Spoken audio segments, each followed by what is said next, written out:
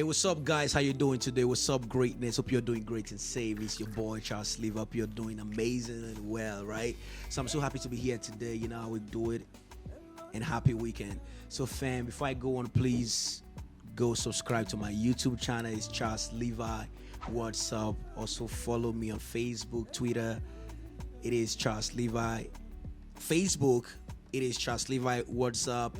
Twitter is Charles Levi Pod, and Instagram is Charles Levi. What's up? Please go do that. You know how we do it, please. Without you, there's no us, you know. I love you, fam. So today we're talking about something special and great, you know. So I have this my amazing friend, my amazing brother. We work at the same place, my colleague, you know. So the first time I saw him, I'm like, there's something special about this guy. And we were talking one day at work, and he shared this little story with me, and I asked him, can you come to the studio and let's talk about it? And he said yes. So I have my brother here today. His name is Andy. What's up, Andy? How you doing, bro? Good, man. How are you? They're doing great, man. So happy to you. So happy that you're here today. You know, I know you're a busy man. You got a lot of stuff to do, but you still create time to be here. Definitely. That's what's up. Yeah, so, fam, so what are we talking about today? Today we want to talk about addiction. So Andy here right now is a great man who actually fought with addiction and is out and he's doing great. He has a lot of stuff to share with us today. So I just want you to relax and let's go on this smooth ride. Okay? So what's up, Andy? Yeah, not much, man. Just here. Another day. Beautiful day. Awesome. So I remember the first day you shared your experience with me on overcoming addiction. So how was it? How was the whole process like? What actually made you get into addiction? Yeah, so, it's a wild ride, and growing up in a traumatic household with alcoholic parents and, just not knowing how to live life on life's terms, I think it was bound to be in my path. It was bound to be part of my path. And so, I was in A&P school, and my high school girlfriend, she cheated on me with one of the guys that I was in school with. Man, oh my God. And I had to see this guy Monday through Friday, 7 to 3 was this school, and he was in my class with me. And so every day I had to see this guy, and that was kind of like the last straw. I in high school, drinking, smoking and drugs, it was all around and stuff. So they can hear you well. And I just, I avoided it all for the most part until I got to there. At that point, I think I just said, fuck it, I'm done. I don't care anymore. And off to the races I was. Wow. So you have to see this guy every day? Every day. All day. So that was like the catalyst that actually spike up you getting into addiction? Yeah, I mean, like I said, I think it was one way or another I would have found the drugs, But when that happened, I was in school with the guy, and he was living with another guy who was selling, and one-stop shop, anything, pills, mushrooms, coke, weed, alcohol, everything, and so I started hanging out with him, and I just wanted to run away. I didn't know how to deal with it. I didn't know how to process all this emotion that was going on. Yeah. And I wanted to run away. And one great way that I thought at the time was, cool, let me just get fucked up and not have to feel these feelings. And so, that really was probably one of the things that started it off. Great. You talked about your childhood upbringing, your parents. How was it like were they into drugs as well, into substances? Yeah, so my my parents are alcoholics. They drink, and there was a lot Okay. of fighting, screaming, and throwing stuff and breaking things, and being as far back as I can remember, that was always going on. And so being a little kid, just trying to sit in my room and pretend like it wasn't happening, it was tough. It was hard. And my dad, he used to use heroin, and my mom for the most part was pretty good, but she drinks, and so it was rough. It was rough being in that house. It was rough not having those strong figures to learn from, to learn how to live life, to learn how to deal with stuff, process all that emotion. And I don't know how a 10-year-old boy is supposed to teach himself that. No way. So, would you say that experience actually added up to you getting into addiction? Yeah, definitely. It's one of the common things amongst addicts is trauma, and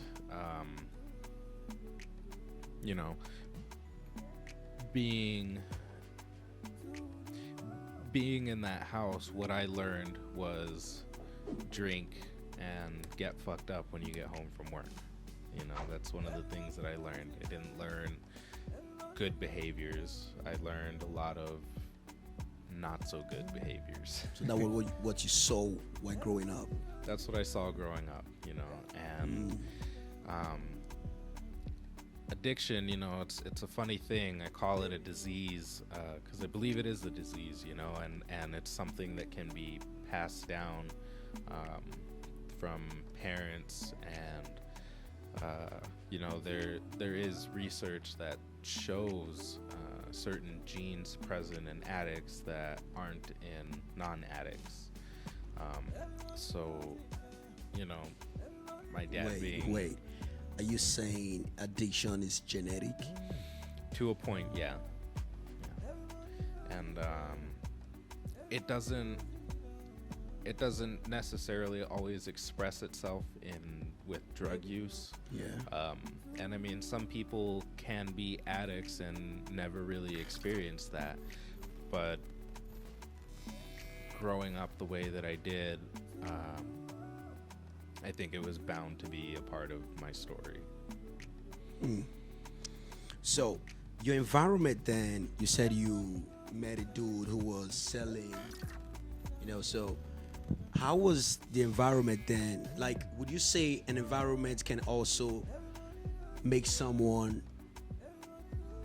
or turn someone into an addict? Would you say that? I mean, yes and no. It's one why of those. yes or no? It's complicated. It's a very complicated thing, addiction. And if you grow up in a better environment where you learn some better life skills on how to deal with life, process emotion, and all that,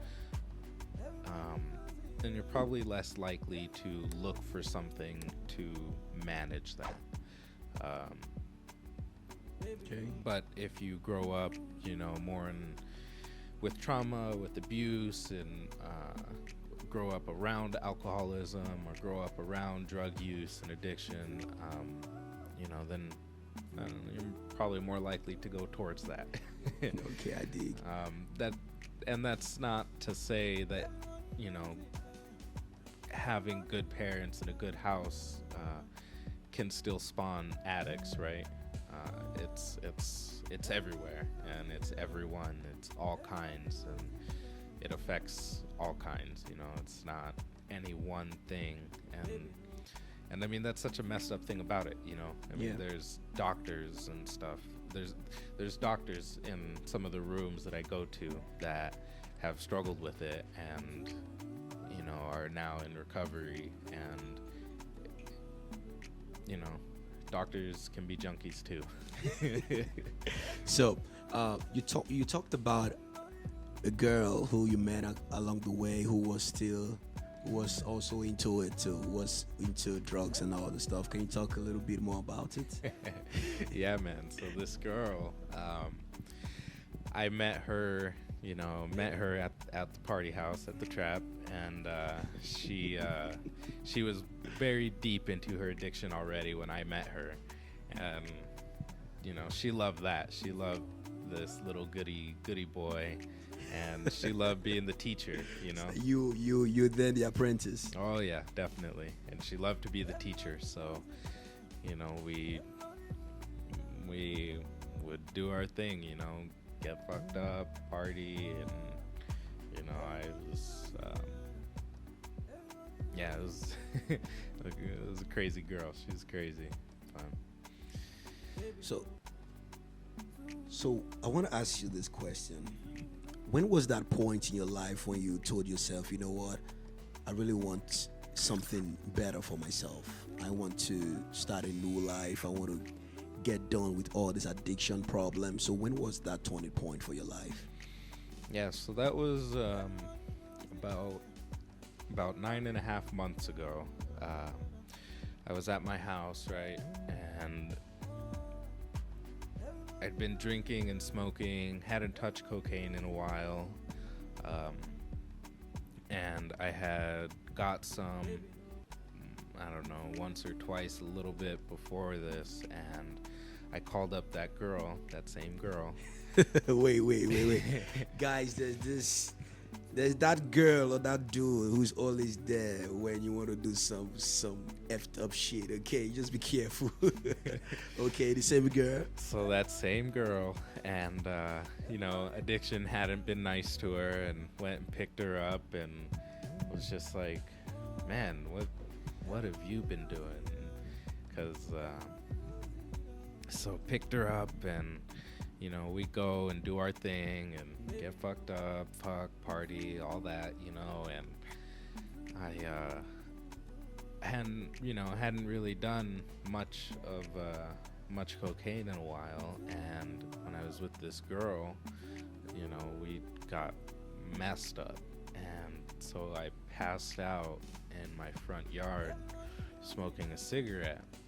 And I come to, and she's on top of me, yelling, screaming, all this in the front yard, in front of everybody. And, it's an older place. I mean, thin windows, thin wall, so, so I come to, and she's on top of me screaming, and I'm like looking around, trying to gather myself, and okay, gotta get inside. Let's get inside, and okay, we're inside and finish out the night, and she had gotten into meth, and it's another level. And so she's there, and she's, hey, you mind if I hit this? And do you want any? And I'm like, no, I think I'm okay. And so she's there smoking, smoking the rock, and whatever, that's your thing. And so all that, take her home, sitting in my house for the next day, and I'm just thinking, right? Just thinking about the night, thinking about what I've been doing, and I'm asking myself, are you really gonna go down this road again? I know this. I know this road. I know what it is, right? I know what the drug use is. I know. I've been there, done that. Yeah. And I'm asking myself, are you really gonna do this again? And I know this. I know that there's another road, and it's being clean. And so I look up a meeting on the Narcotics Anonymous website, and I've always known about addiction and recovery and all of that, because like I said, I would get high listening to Dr. Drew talk about it. And so I looked up a meeting and went to a meeting, and for the first time I didn't feel so alone. I didn't feel like I was the only one going through all this. And this guy, he talked to me after the meeting for a little bit, and just him taking a little bit of time to talk to me and understand where I was coming from, it really did a lot for me. Really did a lot for me. What was the name of the website you actually looked? So, here local in Tucson, it's natucson.org, but it's Narcotics Anonymous, and there's meetings all across the world in all different languages, and with Zoom now, I mean, any hour of the day you can find a meeting. And Wow. Wait 1 second. Fam, I just want to say shout out to natucson.org for this platform, for this life transforming program, man. I just want to say thank you. You guys are amazing. Bro, okay, I'm listening, man. yeah. So, looked up a meeting, went and sat there, didn't say a word, and just listened to what people were saying. And, it wasn't the first time I had ever been to a meeting, but it was the first time that I was finally willing to listen. Listen to someone. Listen to the message, listen to what was being said, right? And just understand that there was another way to live without the drugs, without the drink, without all the chaos, And so I went, and this guy talked to me, and he made me feel comfortable, and he made me feel not alone. And that's really what got me going back. So I started going to that meeting regularly, and now I pretty much go every day. So when you started going to the meeting every day, were you still taking stuffs? So for me, no. So you stopped? I stopped for maybe a day or two before the first meeting before that meeting I went to, and then I went, and then from then on I have stayed clean since. But I mean, there's people. People show up high, and I Really? mean, oh yeah, people just walk. Like some meetings we just have out in a park, and so people will walk by, and sometimes someone will be high. They walk over, sit down for a few minutes, and then walk off. You just be like, you know what, I'm done for the day. Yeah, and they walk off, and sometimes we don't see them, sometimes we do, but we're there. The meetings are there, and if you want it, they're there. Wow. So when you and that girl had, when you guys feel actually, was she yelling at you outside, and you went back home and you just sat down and been thinking about everything? Is this how I'm going to continue? And you talk to yourself, right? But there are some people who are into this addiction. They don't even see nothing wrong with it.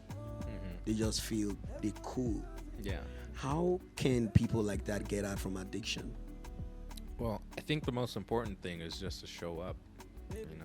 Just show up. Go to a meeting, high or not. Go to a meeting, and it's messed up too, because for the most part, most addicts that I know, they know it's not a good thing. But the addiction is so strong, and so it just grabs a hold of you, man. And even though this isn't a good thing, you just keep going. And that's probably a little bit of what defines being an addict. It's not good. This isn't a good thing, but you keep doing it. You keep going back. You keep going to the dope house. Because you don't care, the what is it we say, when the pain, until the pain of addiction gets greater than the pain, oh man, I can't remember the saying. Okay.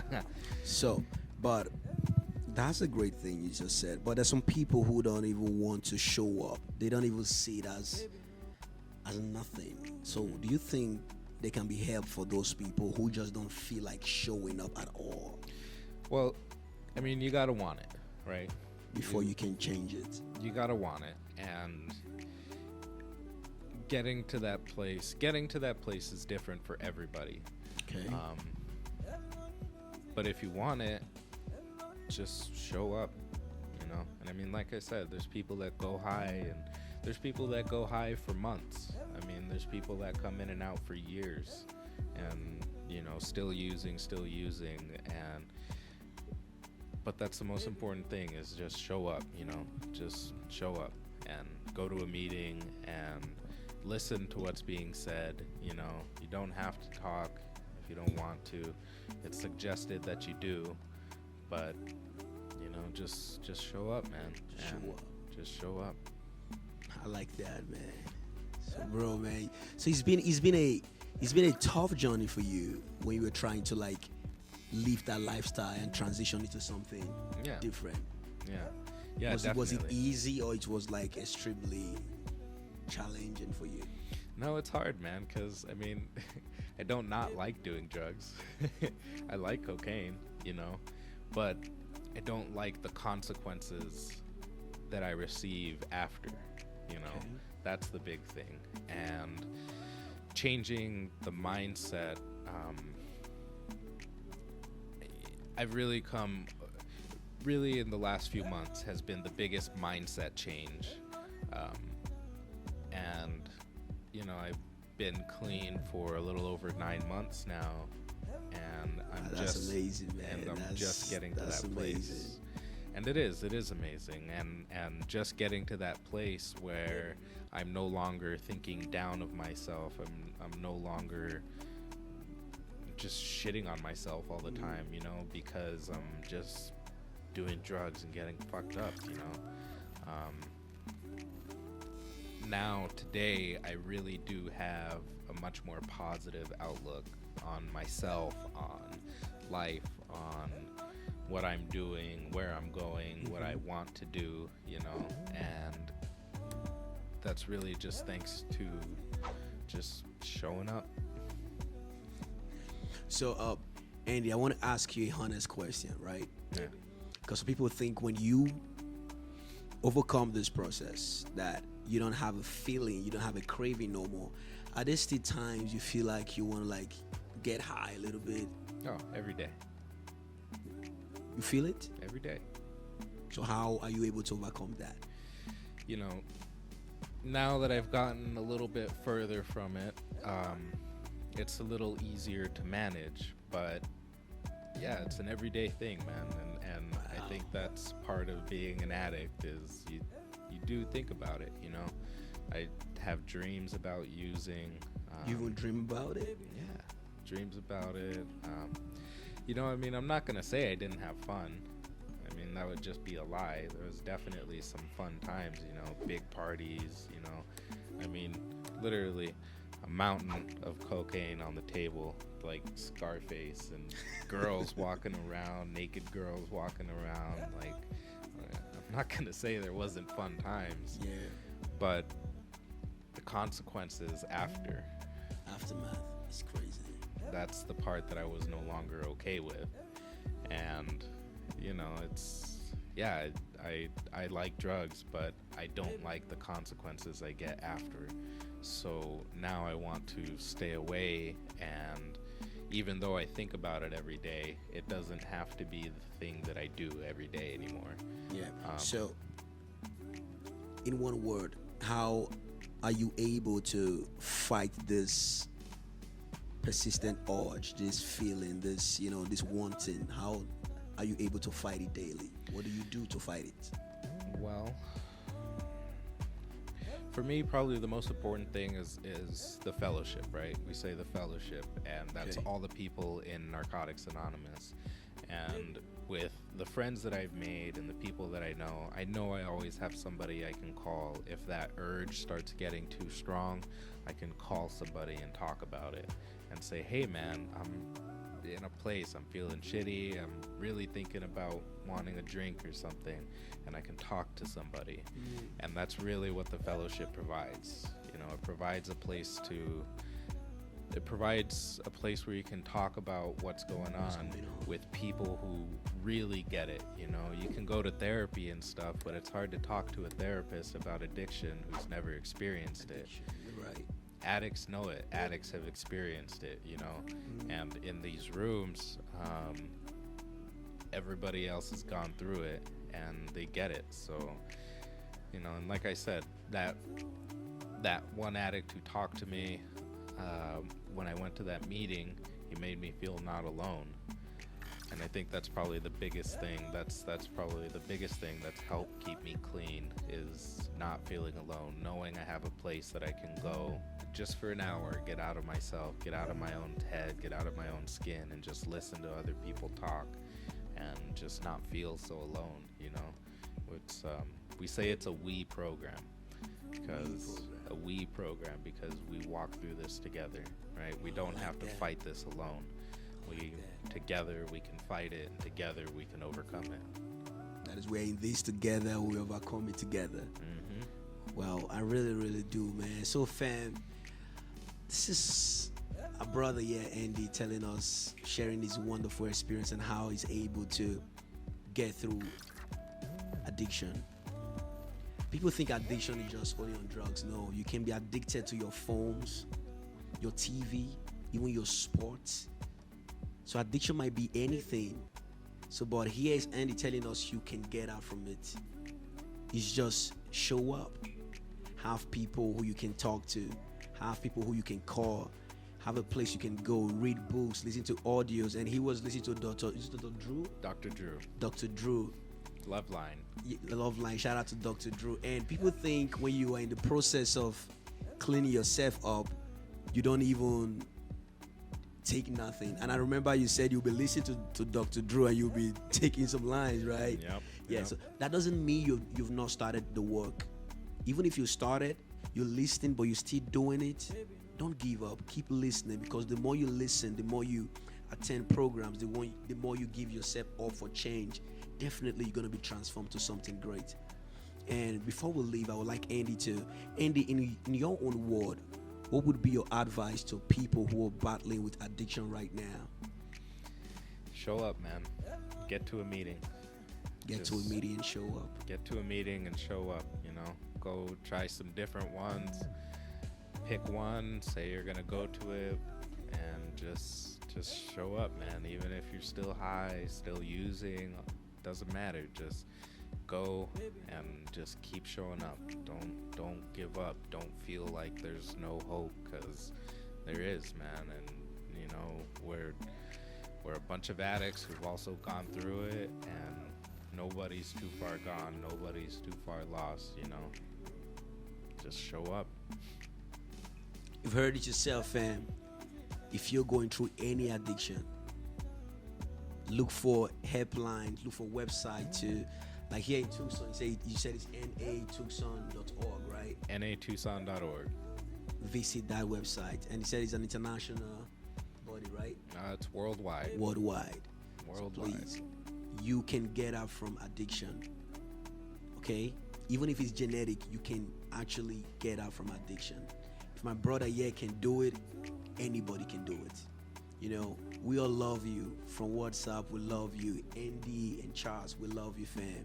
Stay great, stay blessed. Andy, and I want to say thank you, bro, for coming here today to enlighten us on how it is, your experience, and you being able to break out from that circle, from that chain. I just want to say thank you, man. Yeah, you anytime. are an inspiration to so many people right now. You are. So do you ever think you will be later on in the future having programs to help people come out from addiction as well? Yeah, man. Have you ever thought of it? Yeah, so I've always liked podcasts. I've always liked listening to stuff. Oh, so we're gonna have you again. Yeah, definitely. Oh, thanks, man. You see that, bro? Appreciate, man. Appreciate, brother. Yeah. Thanks so much, Andy. You my brother. Appreciate this love. Thank you. And fam, you're not in this alone. You're not in this alone. We love you. Okay, so before I leave, please go subscribe to my YouTube channel. It is Charles Levi WhatsApp. While on Facebook and Instagram is Charles Levi WhatsApp. Twitter, it is Charles Levi Pod. Please share.